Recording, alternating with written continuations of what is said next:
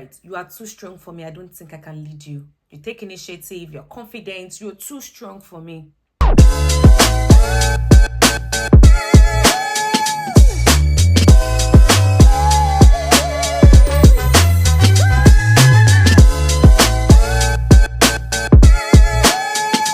Hey guys, have you ever been told that you're too strong? Not that you're too mean, not that you're too proud, but just strong. I know it sounds like a compliment until someone says it like a warning. Today's video is not just about the phrase. Today's video is about what this phrase reveals and how to respond with strength and grace. Let me tell you a story. Let's call her Tola. Tola is a lady that is kind, confident, strong, and also rooted in her faith. She's the type of lady that grew up in church, loves God, organizes prayers, the type that would lead prayers. She's the type that would organize events in church. And she's also the type that would be there to show up for her friends. Then one day, Tola met a guy.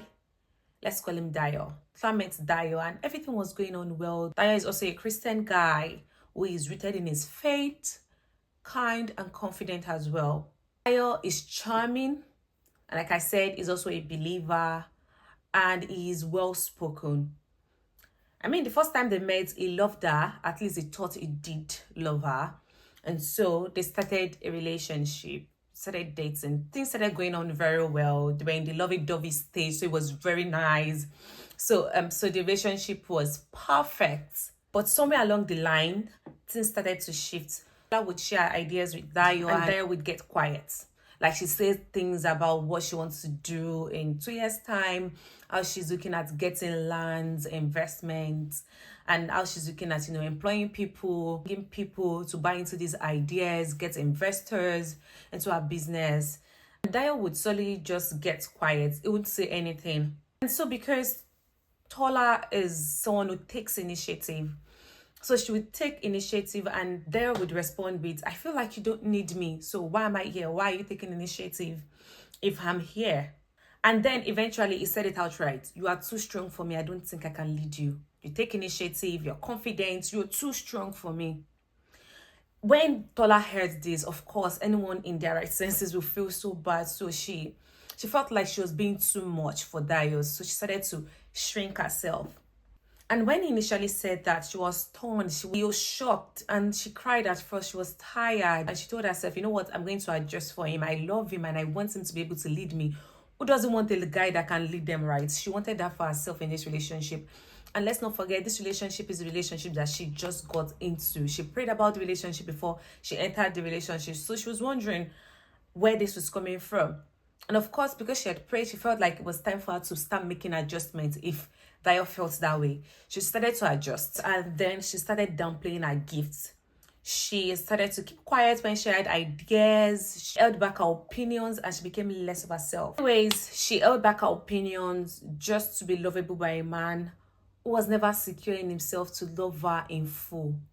So all of this started to happen in the relationship, and she felt like, I just need to make sure that Dio loves me. I just need to show Dio that I want to be led.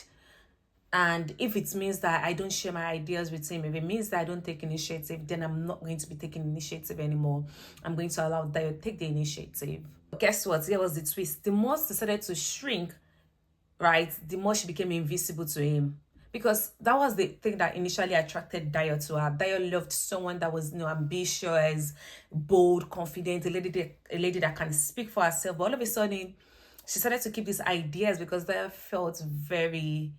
because Dio started to feel a kind of way around that. So the more she shrank, the more she became invisible to him. Anyways, the relationship became very toxic.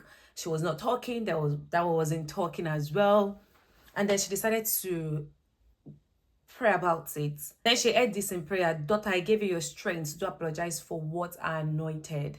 So she made a decision that she was no longer going to trade authenticity for attachment, and it was time for them to end the relationship. Rare. So why did I share this story? Tola's story isn't rare. A lot of strong, God-fearing women have heard, you're too strong, you're too opinionated, you're intimidating, you're not soft enough. But here's the truth, right? Strength is not a flaw. There's a difference between one who refuses to submit to God's order and a woman refuses to shrink into something she's not. Every time we try to reference a strong woman, we say the Proverb 31 woman. But the Proverb 31 woman took initiative. She bought land. She clothed herself with strength and dignity. She was strong. Jesus himself did not avoid strong women. He had deep conversations with them. He empowered them. He respected them. So why should strength be something we hide just to feel lovable? True leadership in a relationship isn't about control, it's about partnership. And a secure man who is working in purpose would not feel threatened by your strength. If at all, it should empower you. Or you should be drawn to it. So, if someone tells you are strong, don't rush to make yourself feel smaller.